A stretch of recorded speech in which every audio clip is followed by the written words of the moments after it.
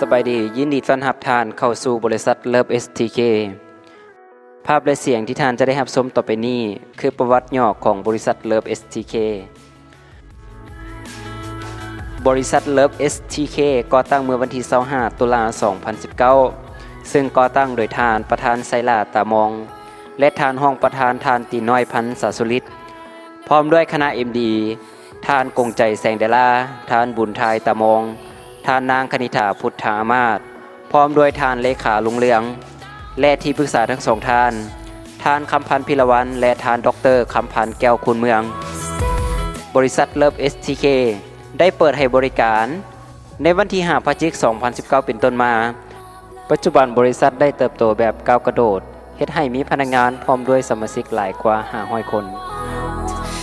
บริษัท Love STK มีจุดประสงค์อยากให้คนที่สนใจอยากดูแลสุขภาพตนเองโดยใช้อาหารเสริมสกัดจากธรรมชาติที่มีคุณภาพสูงและพร้อมทั้งเป็นส่วนหนึ่งในการเฮ็ดให้วัยรุ่นมีเวียกเฮ็ดงานทำอีกด้วย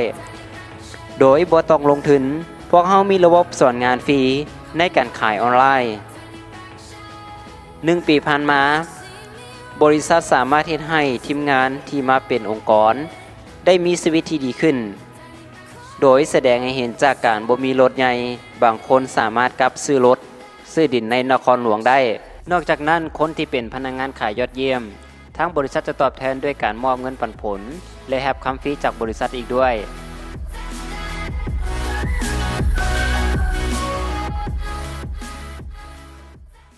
พร้อมนั้นยังได้ไปท่องเที่ยวภายในและต่างประเทศ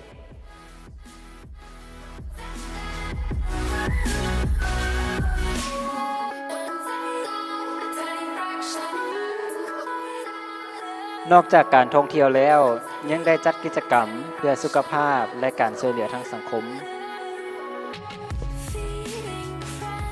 นอกจากนี้บริษัทยังต้องการเพื่อนร่วมงานโดยบ่จำกัดจำนวนและวุฒิการศึกษาบ่จำกัดเพศสนใจสามารถสอบถามข้อมูลเพิ่มเติมได้กับผู้แนะนำทานมา